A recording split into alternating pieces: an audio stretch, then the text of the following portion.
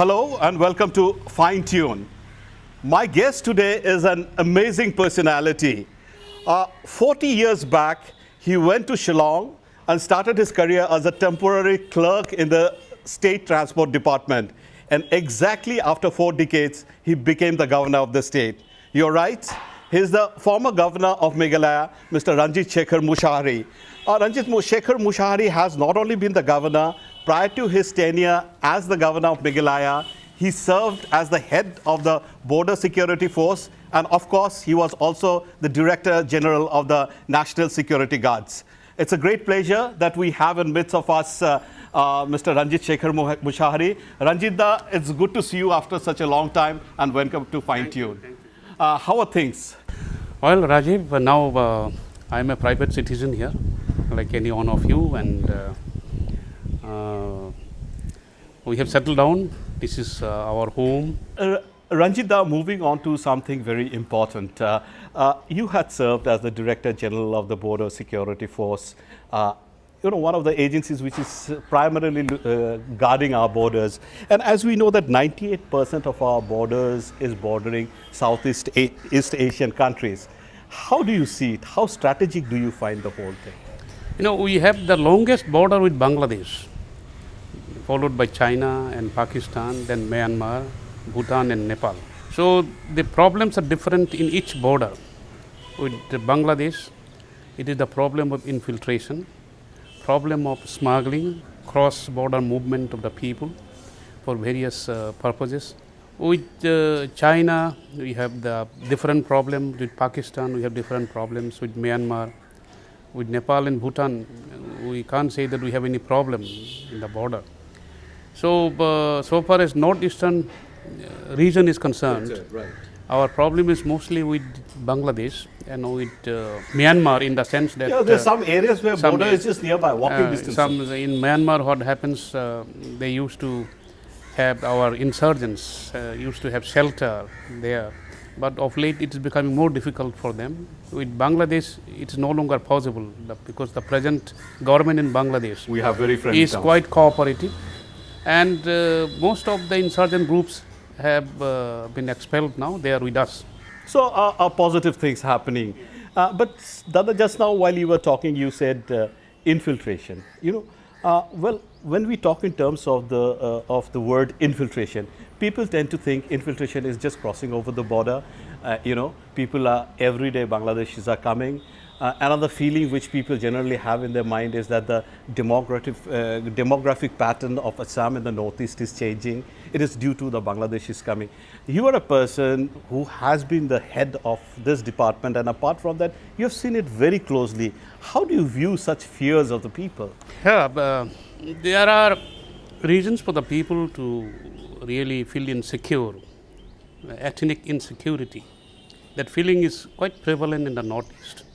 And rightly so, because if you see the demographic pattern of Tripura, you find that the autochthones, the originals, aboriginal people, they have been now pushed to the sub-mountain area of the state.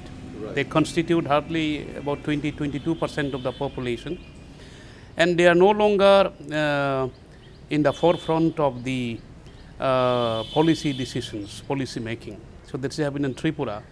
And Assam, we do not know exactly how many are non-citizen migrants. But the fact is that there are migrants who are not citizens. It is not possible to exactly find out the number, that how many are there, non-citizen migrants. Those people who have come here and have stayed on in Assam and other parts of the northeast, originally from Bangladesh, they are not only the people who have infiltrated illegally. There are a large number of people who have in fact come with valid travel documents. Absolutely, and settled over the yes. years. If I remember correct, I conducted a study, which I mentioned the other day also, that between 1973 to 2005, I made a study in the West Bengal pattern of people coming from Bangladesh. About 83.5 lakhs people came legally with valid travel documents and passport. So today we can say that these many people of them, many of them come for genuine reason, for like treatment, education, to meet the relatives, and for business transactions and all that. But of them, 12.5 lakhs have not gone back. They are not infiltrators. So the question is, where are they? So 2005 to 72 to 2005, how many years? About 32 years or so. If 12.5 lakhs people have come, the pattern must have been continuing even now. And this failure is our failure, that we have not been able to detect where they are. And today, if you find this non-citizen migrants population who have merged in the Indian subcontinent. But Dada, another fear which people have here, in fact, the other day I was talking to a student's body, they said that we won't be surprised that in one day if a Bangladeshi becomes the chief minister of Assam. I mean, how do you take such this is fears? like this. We have to. There are two aspects in this. A Muslim can become a chief minister of any state in the country, including Assam. So no doubt, a Muslim can become a chief minister if he gets the majority. If he is the leader of a party, he can become. But that Muslim, whether he is a migrant Muslim or an Assamese Muslim, is a matter that we have to consider. Let us not discuss on the pattern of religion. We can only argue on the pattern of whether a suspected Bangladeshi Muslim can become the chief minister of Assam. Yeah, what you said is absolutely right. But Dada, drifting away from this topic, what do you think about three areas, if I talk about the insurgency, infrastructure and governance? Do you think they need immediate attention? All these are problem areas. All problem areas because insurgency began in the northeast. It began in Nagaland. 1950s that. Yes, then it was followed by Mizoram in the 60s, then ultimately in Brahmaputra Valley. So insurgency began in Assam. It still remains in the northeast. In some places it is active in various states, and we have to learn to face this problem. So this is the state of insurgency. Right now, except Manipur, I think northeastern region is peaceful. That is one. And you mentioned infrastructure. In the northeast, we have hardly any infrastructure which we can really be proud of. Even the road constructions is not complete as yet. That east-west corridor, there is no factory here, no smoking chimney you can see in the northeast. What the name? Now, next point you mentioned about governance. Yes, we have a huge deficit as far as governance is concerned. I was happy that Chief Minister Assam a few days back admitted that our people really don't work. It is really so. Our people don't work. It is not for nothing that we have this Lahe Lahe name, the syndrome of Lahe Lahe. We still continue. People say we are very rich in our culture, the northeastern region. But I tell the most important culture today is the work culture. Unless we show some improvement in our work culture, other culture will not sustain us. Right, Ranjitda, thanks a lot for giving your views on that.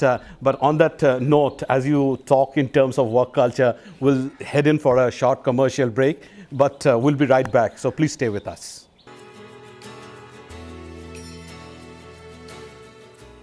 Welcome back. Ranjitda is still with us. Ranjitda, we were talking about various issues concerning the region. Another aspect, if you take Armed Forces Special Powers Act, the controversial Armed Forces Special Powers Act has completed 55 years. And there is a lot of, protests, or rather people are saying that it needs either to be amended or totally scrapped. You have worked as the head of the BSF, the NSG, and you have seen everything from a very close angle. Do you think Armed Forces Special Powers Act is relevant today? It is not at all relevant. Actually, my views are very well known on this. Even as the governor, I have spoken against the continuation of this piece of legislation. It is inconsistent with our democratic values. It is inconsistent with the observance of human rights. I have a very firm opinion about the continuation of Armed Forces Special Powers Act, AFSPA. But there seems to be a lot of dilly-dally going. No, dilly-dally, what is happening, at the government level also, I think most of the political parties and the political leaders are in favor of it. But the army has got some misgivings that what would happen if this act is removed or changed. What would happen to the members of the armed forces? How will they be protected? But I have suggested one thing, that we are not removing the Armed Forces Special Powers Act, nor am I suggesting removing it and leaving the armed forces in a vacuum. I am suggesting that the act itself, the name of the act itself is quite frightening now. Armed Forces Special Powers Act. It was during that Armed time forces, when it was created. Then It does not 55 need years to stay in ago, a 56 civilized years society ago, again. things were different. And the fact also is that though for 5.5 decades this act is in force, have we been able to control the situation completely in Jammu and Kashmir, in Manipur, even in Northeast, Nagaland, Assam and all that. If today situation is peaceful, it is not because of the Armed Forces Special Powers Act, but because there have been certain developments have taken place. Our insurgents, our people who have taken to arms, they have come to surrender. They did not find place, another safe haven in Bangladesh. Sanctuary was not there in Myanmar. They're So thinking many of now them in have terms come of out. political solution. Armed Forces Special Powers Act have not contributed at all to building peace, neither in Assam nor in Nagaland nor anywhere in the country. Kashmir it has not been. And a lot of innocent people also died So in its if name. this particular thing has not helped us, but only alienated people, should we not think of replacing this or withdrawing this? I mean, doing the same thing again and again and expecting different result is a sign of madness. Right. You have to do differently to obtain different results. So I said, we have the Criminal Procedure Code, in which you have certain elements of protection for the armed forces. So let us examine those provisions in the Criminal Procedure Code. If necessary, we will introduce new sections there. Right, it's well said. And Ranjita, what do you think about the look East policy? Everyone seems to be talking a lot about look East policy. This is going to bring enormous development to the entire northeastern region. But we didn't seem to really see anything much happening in the past few years. We've just been hearing. Could you please explain me? Yes, what is look East policy was first started sometimes in 1992. It was basically a shift in the focus of our trade, commerce, transportation activities from the west to the east, because 21st century is an Asian age. The growth in economy, growth in industry and all that would start from the Asian region.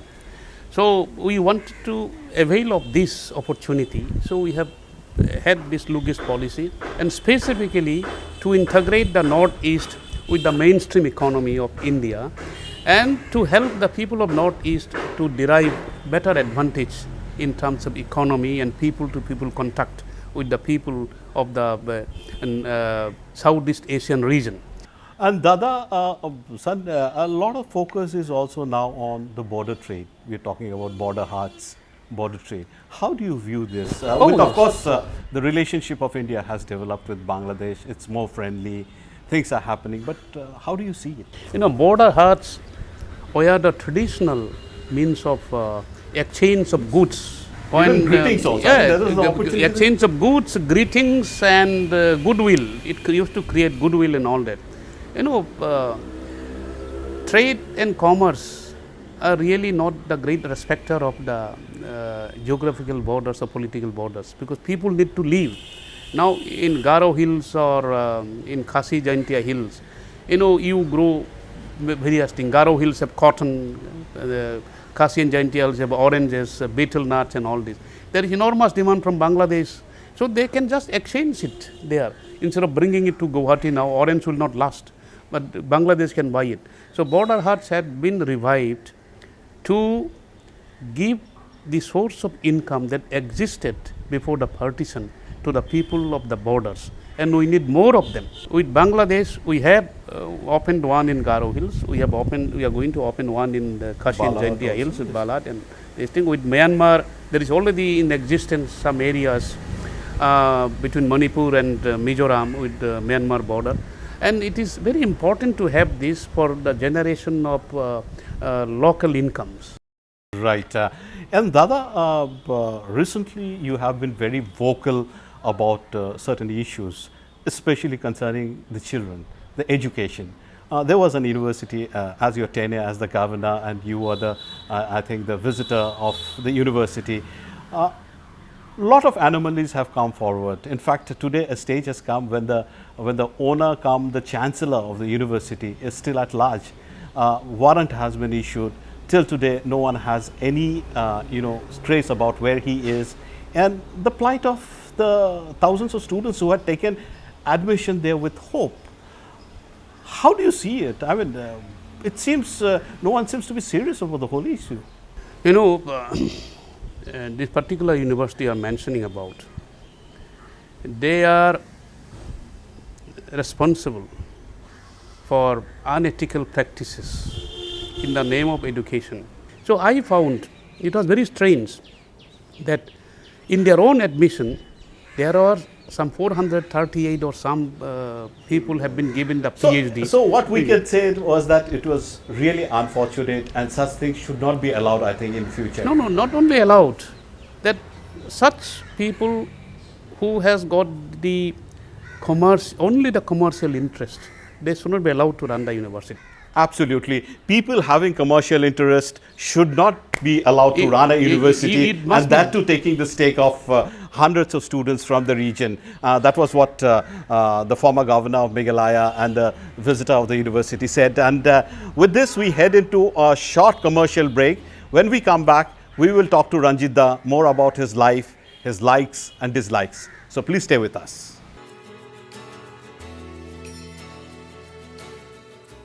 Viewers, welcome back. Ranjit Da is still with us. Ranjit Da, it has been nice talking to you for quite some time, and we have been chatting. From a humble beginning of a farmer's son to becoming the governor of Meghalaya, quite a journey, I would say. How was it possible? There must have been some determination within you to do something in life. I must say, story from Rex to Raj Bhavan.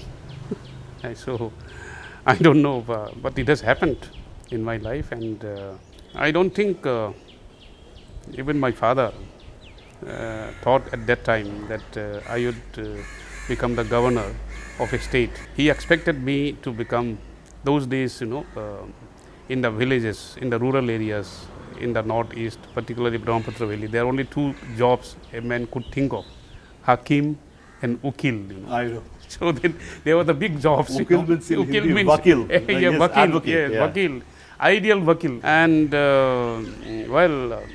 I have done hard work, no doubt. I have earned and learned in college. From 17, I started working. Incidentally, it was not in transport department I worked. I was not the clerical job. It was even lower than the clerical job in the temporary job. Assam government press in the proofreading section. That was how I began my public life, salaried life, with 40 rupees per month salary and 40 rupees allowance, 80 rupees. And that is your greatness that today you're sharing with us, that this is from where you rose.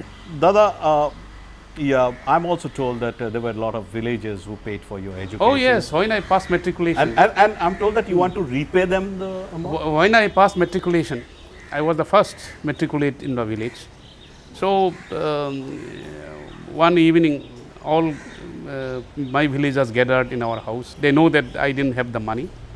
So they contributed some 1 rupee, some 2 rupees. Those 1 rupee was like 100 rupees now. 2 rupees like 200 rupees, 5 rupees like 500 rupees now, if not more. So I collected, I think, about 200 rupees from the village, which was very substantial amount those days.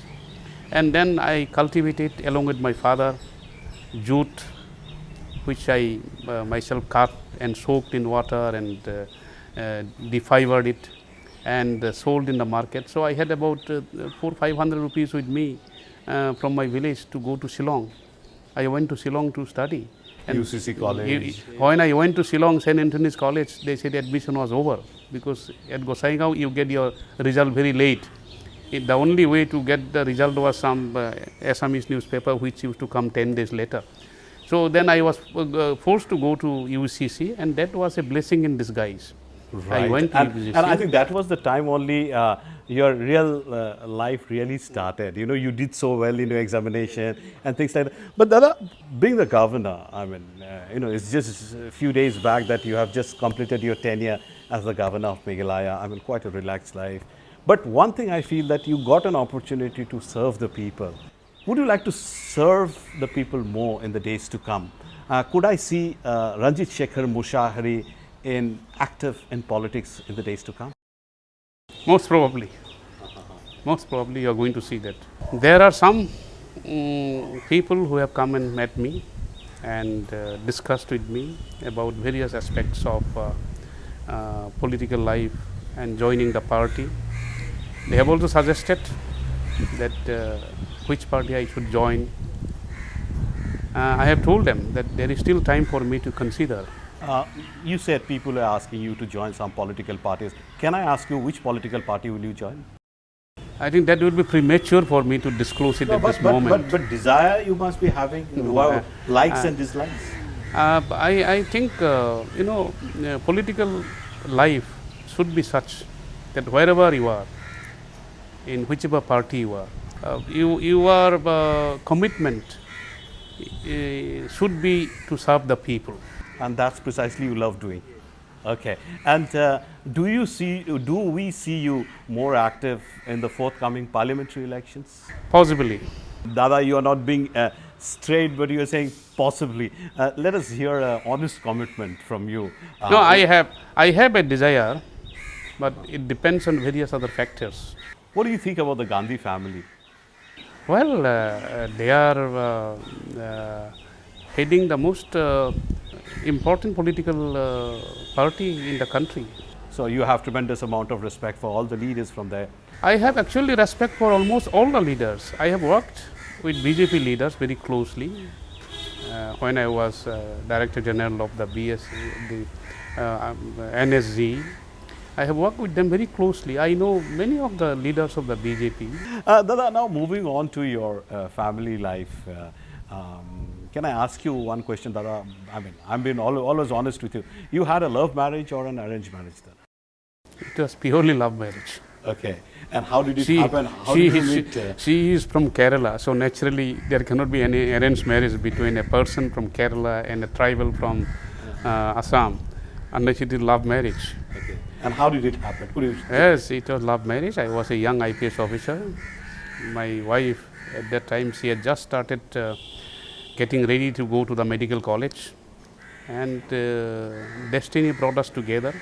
And Dada, you said that you write, you do your daily routine as if you feel that you're in the office. Maybe at times you also feel like relaxing, maybe you feel like singing a line or two. Dada, it's a request from your younger brother. I would love you to sing 2-3 lines. I assure you, Dada, I'm there to join you. In any language you tell me, we will sing. We will sing any song. The only song I have sung was a Bengali song. Please. I sang that song when I went to Bangladesh. Okay, please. As the DG Director General, the DG BSF, Director General of BSF. There was a sort of informal listing, so I started with singing Bengali song that Nijhumu Sandhai. Let's hear one line, sir. Let's hear only one line if you can sing for us. Nijhumu Sandhai Panto Pakhira Bujiba Poth Bhule Jai Kulaye Jete Jete Ki Jane Kakoli Amare Dite Je Chai Nijhumu Sandhai. Well, how wonderful. It was really nice, Dada. You have a good voice also, I should say. Dada, as we come towards the end of this program, it was really wonderful talking to you. You sparing the time for us. I have a set of questions in this envelope prepared by my team. I would be asking you the questions at random. I would like you to reply in yes or no. Basically, it's generally straight questions about what you feel. And don't take much of time. Just say whatever you think about Well, it. but if you ask me, have you stopped beating your wife? No, I no. cannot say yes or no. No, it cannot be like that. I'm sure those questions won't be there. So, if you allow me, can we start, Yes, Dada? yes. Okay. The first question to you, life in villages is much more comfortable than city lives. It cannot be yes or no. It can be both yes and no. Okay. There is no serious will to completely seal the Indo-Bangla border. There is seriousness. It's hard to survive in today's world without lying. I think honesty ultimately prevails. China's claim over Arunachal Pradesh is always hyped by the media.